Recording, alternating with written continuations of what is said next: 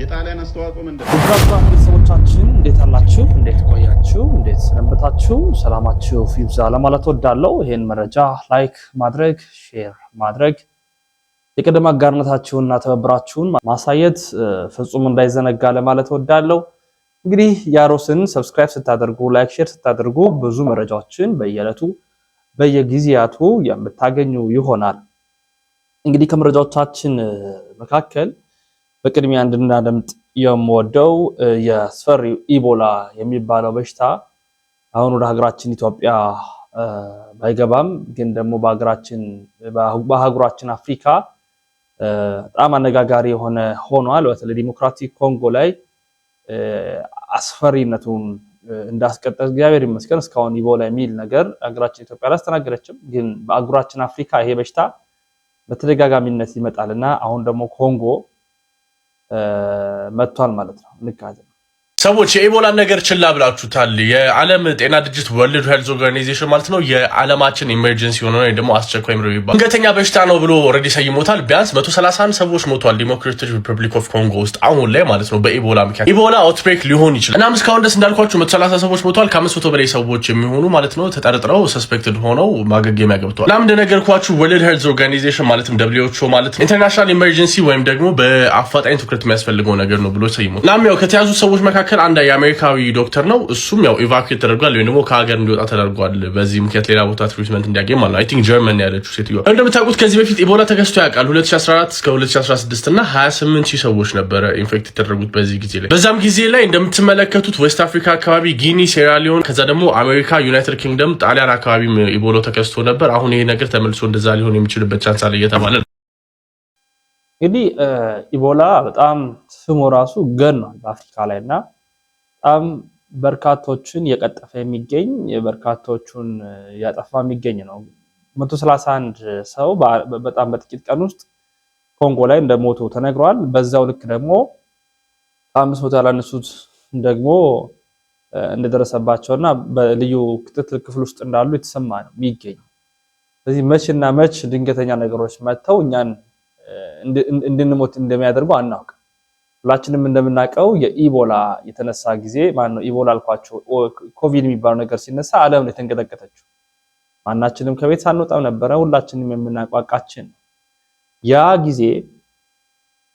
ጊዜ አልፎ እነሆ ደግሞ አሁን ኢቦላ የሚለው አፍሪካ ላይ ያንዣበበ ነው። በተለያዩ ቦታዎች ላይ ደግሞ እንዲህ አይነት ነገሮች የመጡ ነው የሚገኙት።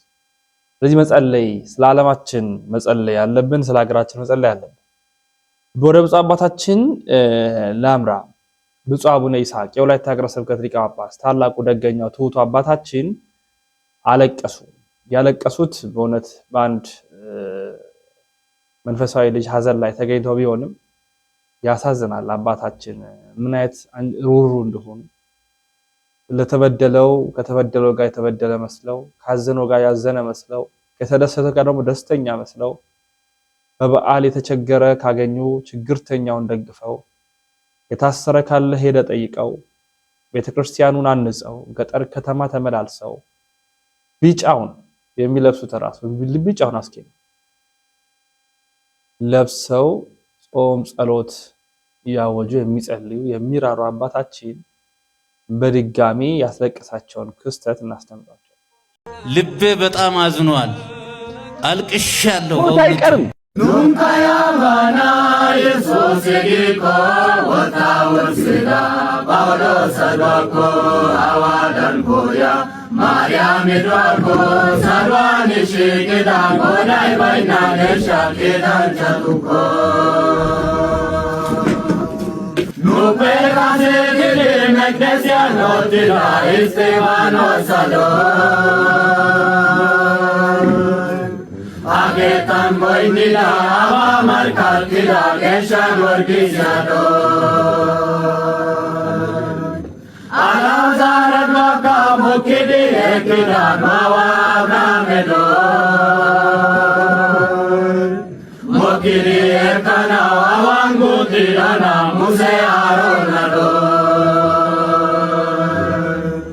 ኑንካያዋና ኢየሱስ ጊኮ ወታወስዳ ጳውሎስ አድዋኮ አዋዳንኮያ Ayamedwako salwani shigila olai baina mesha gilanjaruko ታም ያዘነው ዲያቆኑ ነው ያለፈውና ባቸው ውስጥ ይሰርጻል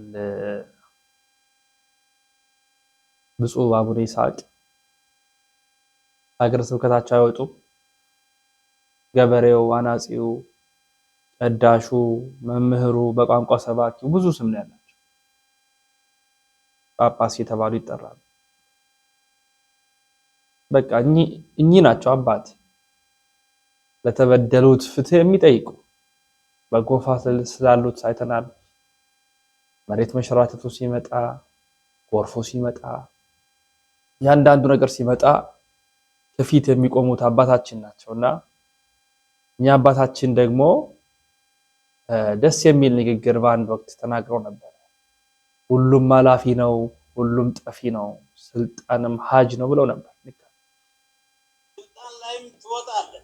ስልጣን ላይም ትወጣለህ ነገ ትወርቃለህ ሰው እንደ ባንዲራ ይሰቅላል ማታ ደግሞ ይዘቀዝቃል ከዚህ ምን ይጠበቃል አዎ እግዚአብሔር ልጆች በማን እርግጠኛ እንሁን በእግዚአብሔር እርግጠኛ እንሁን በእግዚአብሔር እርግጠኛ ሁኑ የሚያሻግረው እሱ ነው ሰላም የሚሰጠው እሱ ነው ፍቅር የሚሰጠው እሱ ነው ደንዲስተኔ ሃይቋጦይዲ ነገራ ማገልሻ ዶፌቃሪዲ ቶማንደ ያኑና ፎያ ከሲዲ ደንዲስተኔ ሃይቋጦይዲ ነገራ ማገልሻ ዶፌቃሪዲ ቶማንደ ያኑና ፎያ ከሲዲ ደንዲስተኔ ሃይቋጦይዲ ነገራ ማገልሻ ዶፌቃሪዲ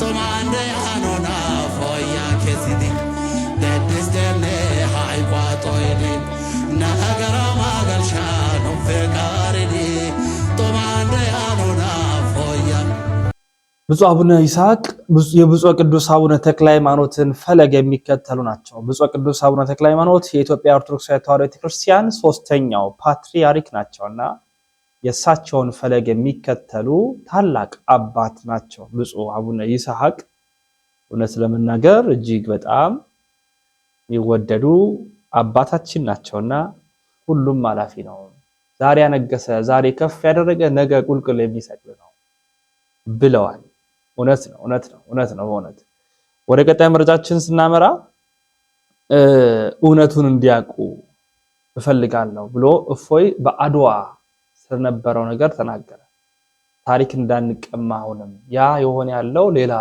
ስለሚመስል ነው ሲል ተናግሯል ወንድማችን እፎይ ምን አለ አድዋ አክባሪ ሁሉ ጣሊያንን ማን ነበር ሲደግፋት የነበረው አንዋር መስጊድ እንዴት ነው የተሰራው የጣሊያን አስተዋጽኦ ምንድነው ስንት ግመል ተሰጣት አቁታላችሁ ጣሊያን ምን ቃል ገባችላቸው እነሱ ምን አደረጉላት በእነዚህ አይነት ጉዳይ ላይ የታሪክ ምሁራን ዝምታ መስፈር አለባቸው ታሪኩን ቀይረውት ጭራሽ ተበዳይ ሆነው ይመጣሉ ማለት ነው ኢትዮጵያን አስመትተው አስወግተው ማለት ነው አስጨርሰው ማለት ነው ታሪክ የመቀማት ስራ ስትራቴጂክ በሆነ ሁኔታ ህዝቡን የማጽዳት ስራ አርሲ ላይ የሆነ ያለው በአንድ ቀን 30 ሰው በአንድ ቀን 20 ሰው በአንድ ቀን 21 ሰው ጅም ያደርጉሃል ቦታውን ስሙን ይቀይሩታል ታሪኩን ይቀሙታል ህይወቱን ያጠፉታል ኦርቶዶክሳውያን ባላፍት ካለ ስሙን ያጠፉታል ታርጋ ይለጥፉለታል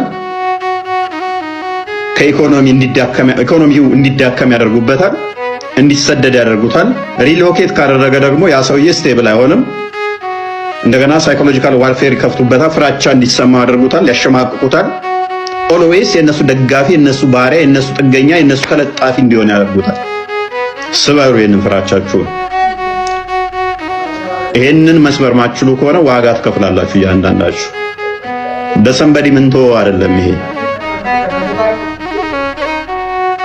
አስበው አቅደው አልመው አነጣጥረው ነው እየመጡ ያሉት የሆነ ሰዓት ትንጫጫለህ ታለቅሳለህ ዝም ትላለህ የሆነ ቦታ ላይ ሄዳሉ 20 30ውን ጅም አድርገው ይቀየራሉ አንድ አካባቢ ላይ 30 ሰው ተገደለ ማለት አስበው አንድ አካባቢ ላይ 30 ወጣትን ካጸዳ ትውልድን ምን ያህል እንትን እያደረጉት እንደሆነ ግልጽ ነው አሁንም ደንዘና መንግስት ተባባሪያቸው ነው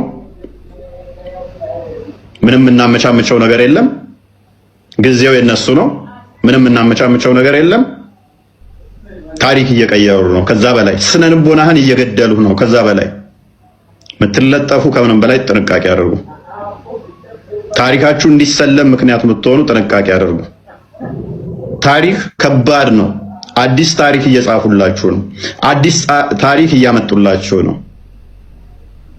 ለከሌ የምታውቁት አይደለም። በየምትችሉት ሁላችሁም ልትንቀሳቀሱ ይገባል። የጎዳና ላይ አፍጠር ብሎ አደባባይ ስም ሲቀይር እንደው ቀለል ያለ ነገር ሊመስል ይችላል። ከ50 ዓመት በኋላ ያንን ቦታ እንድታፍርበት ምን እንድትሆን አያደርግም። ያ ቦታ የነሱ ነው ብለህ እንደውም እንድለቅ ያደርጋል። በነገራችን ላይ ይሄ ታሪክ ይቀመጣል። የሆነ ጊዜ ኡስታዛችን እንደዚህ ብሎ ነበረ ተብሎ ከ20 ዓመት ከ30 ዓመት ከ50 ዓመት በኋላ እንደ ጥናት ሊያቀርቡት ይችላል። ኡስታዞቻችን ይሄ መሬት የኛ ብሎ ሲከራከሩ ነበር ተብሎ ማለት ነው። ያንተን ፋይል ያንተን ጽሁፍ በሪፖርት ያስጠፉብሃል። የሱ ጽሁፍ ግን ማንም ሰው ሪፖርት ስለማያደርግበት ማህበራዊ ሚዲያ ላይ ይቀምጣል። ከፈለገ ስክሪንሾት አድርገው ያስቀምጡታል። ከፈለገ በሆነ ምክንያት አካባቢ ያደርጉት ይችላል። ከዛ የሆነ ጊዜ ጥናት ሲመጣ ኡስታዝ ገሌ እኮ እንዲህ ብሎ ነበር፣ ኢድ አደባባይ ብሎ በሚጠራ ነበር እንጂ መስቀል አደባባይ ብሎ አይደለም የሚጠራ ነበር። ስለዚህ መስቀል አደባባይ የሚባል ነገር የለም ልትባል ትችላለህ። ምን ስህተት አለው ከዚህ ውስጥ እስኪ ንገሩ። አርሲ አሁን የሆነች ያለችው እንደዚህ ይሄው ነው። አርሲ ላይ የሆነ ታሪክ ይቀማሉ፣ ማንነት አልባ ያደርጋሉ፣ እውነት የሌለን እንዲመስለን ይደረጋል። እያንዳንዱ ነገር በስትራቴጂ ይሰራል። እያንዳንዱ ነገር ታቅዶበት ይፈጸማል። በስተመጨረሻ ታሪክ አልባ ሃይማኖት አልባ እንድንሆን ይደረጋል። አርሲ ላይ ነው የሆነ ያለው። ትዝ ይላችኋል። ዋናው ሀጂ ወደዛ ሄደው እንዲያለሙ ሰፊ መሬት ከመንግስት ተሰጥቷቸዋል። የኦርቶዶክሳውያን መሬትስ ተነጥቋል።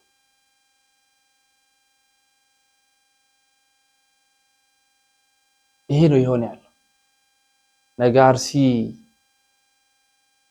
ሌላ ስም ይዛ ትመጣና ከተማዋ ትለማለች። ኢንቨስተሮች ይፈልሱባታል። የእስላም ሀገር እንድትሆን ይደረጋል ማለት ነው። እዛ ነው ያለው። ስለዚህ ከወዲሁ እንንቃ ነው እንንቃ። እኛ ምን አይነት ጉዶች እንደሆንን ይሄን ቪዲዮ ላሳያችሁ። ቤተክርስቲያን ተሰራ፣ ህንፃው ሳያልቅ ህንፃ ውስጥ ቢራ፣ መጠጦች፣ ምግቦች ተበሉበት። አጠገቡ ጋር ሌላ ቤተክርስቲያን ቤተ መቅደስ አለ። አሳፋሪ ጊዜ ላይ ደረሰ። እንዴት ነው እግዚአብሔር የሚታረቀ? እንዴት ነው እግዚአብሔር ከኛ ጋር የሚሆነው? እንዴት ነው የሚሰራው? እግዚአብሔር ክብር ከኛ የጎደለ ነው። ቢራ ቤተክርስቲያን ገብታ ቤተ መቅደስ ምናልባት ያልተቀደሰም ቀባሜሩን አልተቀባም በጳጳስ ቡራኬ አልተባረከም የሚል ማመሳከሪያዎችን ልንሰጥ ወይም ልናቀርብ እንችላለን። ግን በተቃራኒው እንዴት እንደሆነ እዩ። አዲስ አበባ ላይ በቤተ ክርስቲያን ውስጥ እንዲህ ነው የሚደግሱት። እዚሁ ግቢ ውስጥ ስላሴ ቤተ ክርስቲያን አለ። እዛው ላይ የሚሰራ ህንፃ ቤተ ክርስቲያን አለ።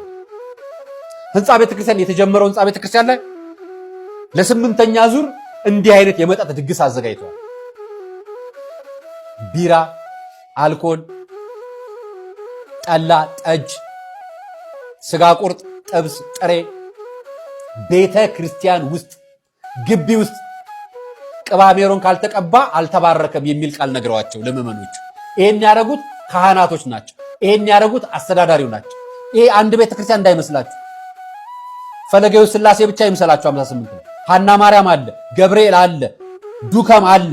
ኮመንት ላይ ያያዩአችሁ ነው። እንደገና ነው የሆኑ ግሩፖች ትባባላላችሁ። እኛ መረጃው ቪዲዮ ማህበራዊ ሚዲያ ላይ አግኝተነው ለእናንተ ነው የምንነግራችሁ።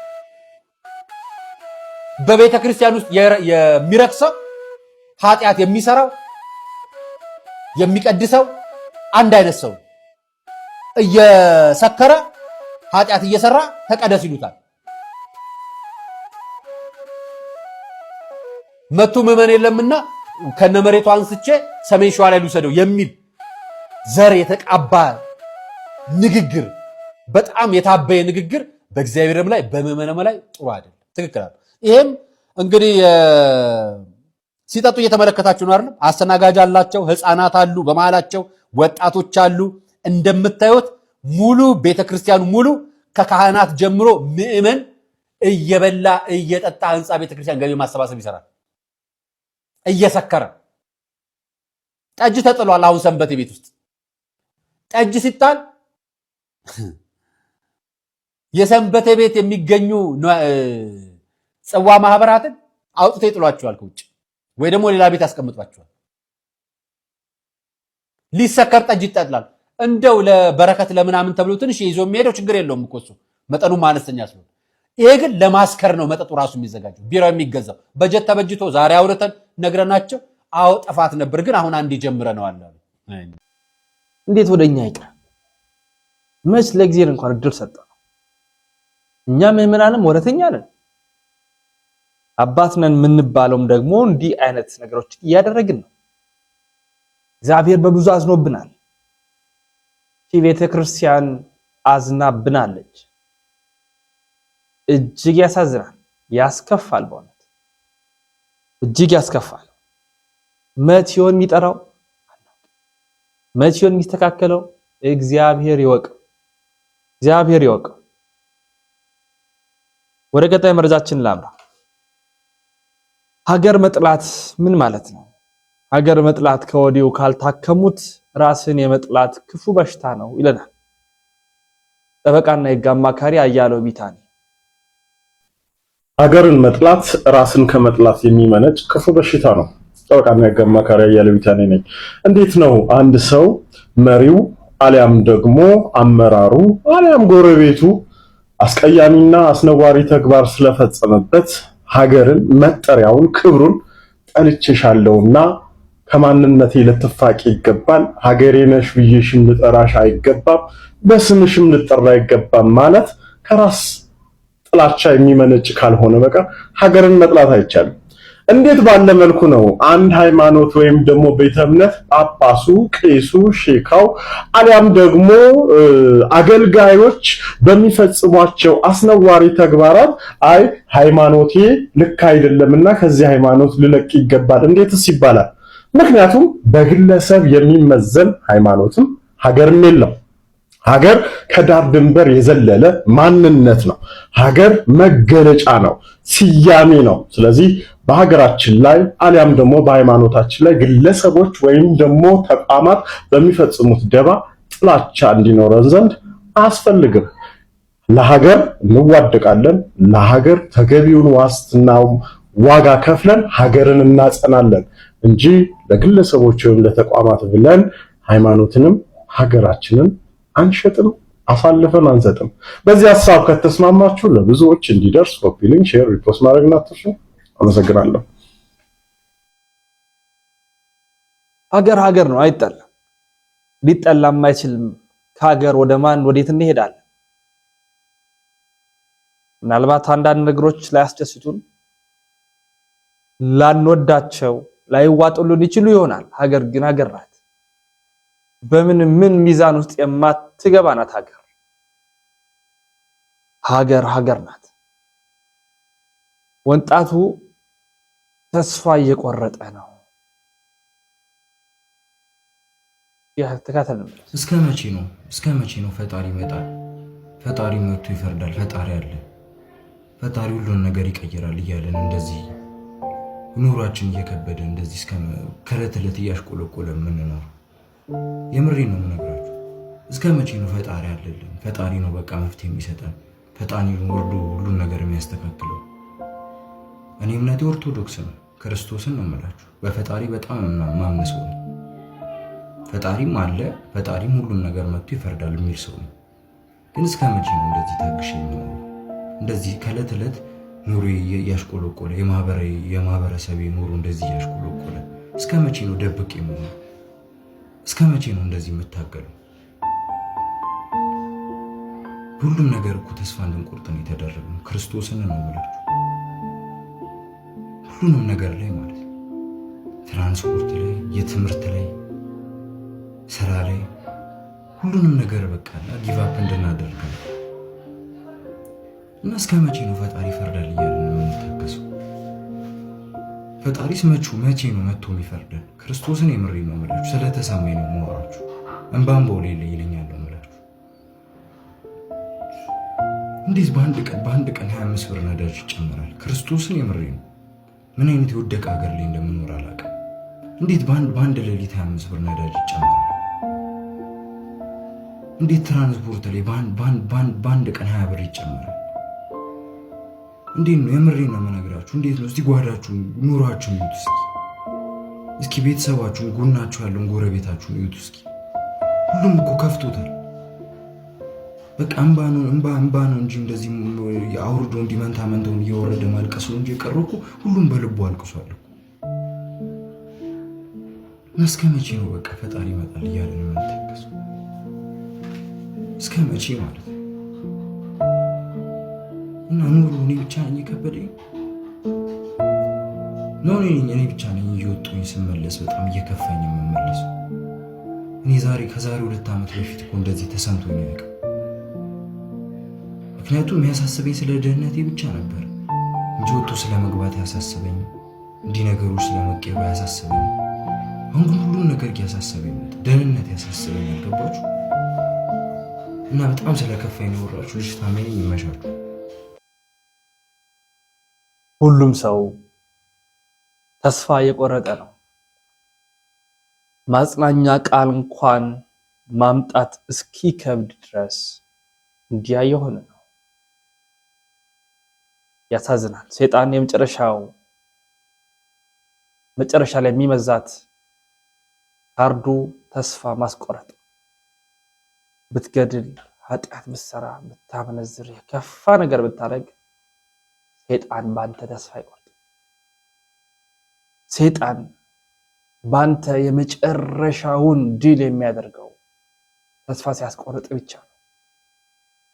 አለበለዚያ በንስሐ ትመለሳለህ ብሎ ስለሚያስብ፣ ተስፋ እንዳለ ስለሚያውቅ ምንም ብታረግ ምንም ውስጥ ብትሆን ይፈራል። የማይፈራውና አሸናፊ ሆኖ ራሱ እንዲሰማ የሚያደርገው ተስፋ የቆረጥን ዕለት ነው። አሁን ወጣቱ አብዛኛው ማህበረሰብ ኑሮ ምስቅልቅል ብሎበታል፣ ከብዶታል። እናቶቻችን ያነቡ ያለቀሱ ነው። በጣም ብዙ ሰው መውጣትን የሚመኝ የሆነ ነው። ስለዚህ በጣም ትኩረት ሊሰጥ ይገባል። በቀጣይ ቪዲዮ ምናልባት በደንብ አድርገን እናቀርባለን። ዶክተር ዘሪሁን ሙላት መምህሩ ተሳስተዋል። የብሉይ ኪዳንና የአዲስ ኪዳን ታቦት አንድ ነው ብለዋል።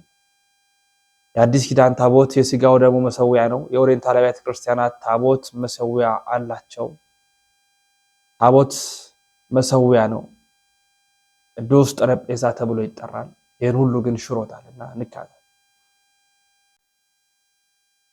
እስኪ የመምህሩን ተከታተል እንመለስ። እንግዲህ መምህሩ ከታቦት ጋር በተገናኘ ብዙ ሀሳቦችን እያነሳ ይገኛልና መምህራን የተቃወሙትን ድምጾች አብዛኛው ኦርቶዶክሳውያን የተናገረውን እውነት አባቶቻችን ያስቀመጡትን ሀቅ ብሉይ ኪዳንና አዲስ ኪዳን ታቦት ላይ አሁን ሲናገር እንደሰማችሁት በሌሎች አሃት አብያተ ክርስቲያናት የለም፣ በኢትዮጵያ ብቻ ነው ያለው። ክብር ለእግዚአብሔር ይሁን።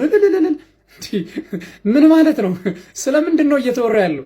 ስለሆነ ኢትዮጵያ ባህላዊ ጉዳይ እኮ የሆነ ባህላዊ ቅርስ እኮ አይደለም እየተወራ ያለው። ስለ ቤተ ክርስቲያን እየተወራ ከእግዚአብሔር ስለተሰጠ ነገር እየተወራ አሃት አብያተ ክርስቲያናትም ታቦት አላቸው ሲሉ ሰምቻለሁ።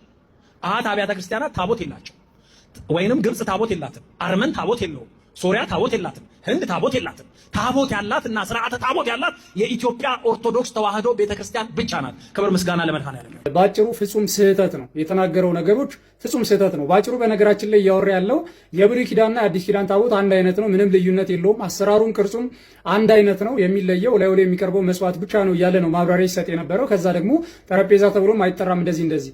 ይሄ በጣም ፍጹም ስህተት የሆነ ነገር ነው። ሲጀመር ይህን ሊቅ የሚል ማዕረግ ከተሰጠው ሰው የሚጠበቅ አይነትም ስህተት አይደለም። ቤተ ክርስቲያን የትኛውም መጽሐፏ ላይ የብሉይ ኪዳን ታቦትና የአዲስ ኪዳን ታቦት አንድ አይነት እንደሆነ፣ ዛሬ በአምልኮ ስርዓታችን የምንጠቀምበት ታቦት የብሉይ ኪዳኑ ታቦት እንደሆነ የሚናገር አንድም መጽሐፍ የለም። የትኛውም የቤተክርስቲያን መጽሐፍ ላይ የብሉይ ኪዳን ታቦትን እንደሆነ ለአዲስ ኪዳን የአምልኮ ስርዓታችን የምንጠቀመው የተጻፈ አንድም የለም። በተቃራኒው ደግሞ የአዲስ ኪዳን ታቦት ከብሉይ ኪዳኑ እንደሚለይ የቤተክርስቲያን አባቶች የጻፉ በጣም በርካታ አሉ። ከመጀመሪያው ክፍለ ዘመን ጀምሮ አባቶች ጽፏል። በሁሉም ኦሪየንታል አብያተ ክርስቲያናት ታቦት ብለን እኛ በኢትዮጵያ ብንጠራውም በሌሎች ደግሞ መሰዊያ እያሉ ይጠሩታል። ይህንን አቡነ ጎርጎርዮስም የኢትዮጵያ ታሪክ ባለመድረክ በሚል መጽሐፋቸው ላይ በግልጽ ያስቀምጡታል። ሁሉም ኦሪየንታል ኦርቶዶክሶች ጋር አለ። ኢትዮጵያ በልዩነት ታቦት ብላ ያንን ትጠራዋለች። ታቦት በአዲስ ኪዳን የጌታ ቅዱስ ቁርባን የሚሰናዳበት መሰዊያ ነው። ይህ መሰዊያ ደግሞ በሁሉም ኦሪየንታል ኦርቶዶክስ አብያተ ክርስቲያናት ዘንድ አለ።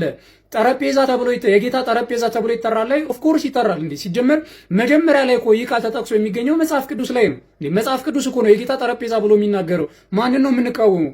ሲቀጥል ደግሞ በጣም በርካታ አባቶች ናቸው። ቅዱስ ያዕቆብ ዘስሩግ አኮቴተ ቁርባን ላይ ተናግሮታል። ቅዱስ ዮሐንስ አፈወርቅ ዮሐንስ ወንጌል ምዕራፍ 6 ትርጓሜ ላይ ተናግሮታል። አባ ጊዮርጊስ ዘጋስጫ በመጽሐፈ ምስጢር ላይ ተናግሮታል። በአርጋኖን መጽሐፍ ላይ ተናግሮታል። እንዴት ነው የምንቃወመው ይህንን ነገር? የምስጢር ጠረጴዛ ቅዱስ ጠረጴዛ እየተባለ ይጠራል በቤተክርስቲያናችን መጽሐፍት ላይ።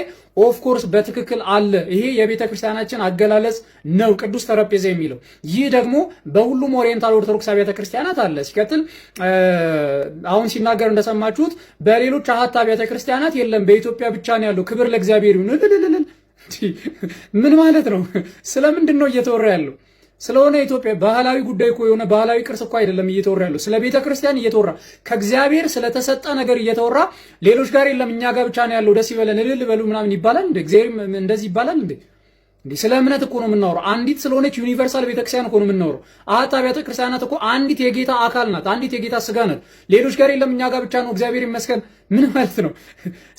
ሲቀጥል ለአዲስ ኪዳን መሰዊያ የብሉይ ኪዳን ታቦት የጠቀሱ በሙሴ አማካኝነት ለኛ የተሰጠን ያ ታቦት ራሱ ነው። ቅርጹም እንዲህ አሰራሩም ራሱ ነው ያለው። ለሙሴ እንደዚህ እየተሰጠ ምናምን እያለ ነው ሲያብራራ የነበረው። ይሄ በጣም የሚያሳፍር ነገር ነው። ይሄ እኮ በጣም ድሮ ልጅ እያለን ህፃናት እያለን ሰንበት ትምህርት ቤት ውስጥ ሳናውቅ ባለማወቅ የምንጠቅሰው አይነት ጥቅስ እንጂ የቤተክርስቲያንን ትምህርት በትክክል መጽሐፍቷን አንብበንም ዛሬም ድረስ የብሉይ ኪዳን ታቦትን እየጠቀሱ ዛሬም በአዲስ ኪዳኗ ቤተክርስቲያንም አገልግሎት የሚሰጠው የአምልኮ ስርዓት የሚፈጸመው በብሉይ ኪዳን ታቦት እንደሆነ መግለጽ በጣም የሚያሳፍር ነገር ነው። ፍጹም ስህተት ነው። መስተካከል አለበት። ወንድሞች እንደዚህ እያሉ ከዚህ ቀደም ከ2 ዓመት በፊት ቲክቶክ ላይ ምላሽ ሲሰጡ ሰምቻለሁ ብለዋል። እንግዲህ ቪዲዮአቸው ላይ ማለት ነው። ኦፍኮርስ ሰምተዋል። ያኔ ብዙ ስናብራራ ነበረ። ከሰሙ ታዲያ ሲጠቀስ የነበሩትን ማስረጃ መስማትና እነዛን ማስረጃዎች የቤተክርስቲያን መጽሐፍት ማንበብ መመልከት ነበረበት።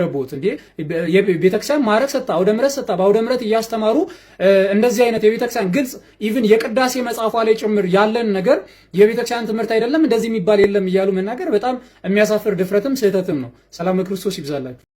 ውድና ክቡራት ቤተሰቦቻችን አሁን ይሄ እውነት ነው። እኛ ሀገረ እግዚአብሔር ነን እንላለን። እግዚአብሔር የከበረባት ሀገር ናት፣ ቤተክርስቲያን ናት ያለች እንላለን። እኛ ቤተክርስቲያን እንደሆን መጽሐፍ ይነግረናል።